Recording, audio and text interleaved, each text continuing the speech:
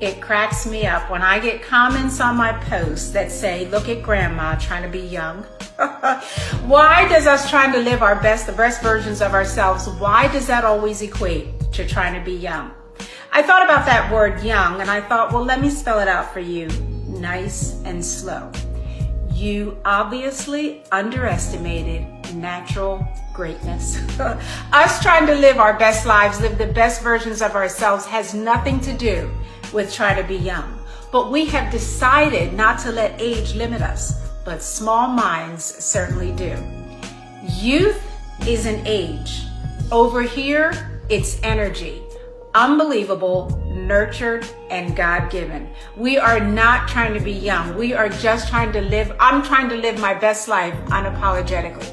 As far as being young, we're going to leave that for the rest of y'all. This season over here is simply called being grown.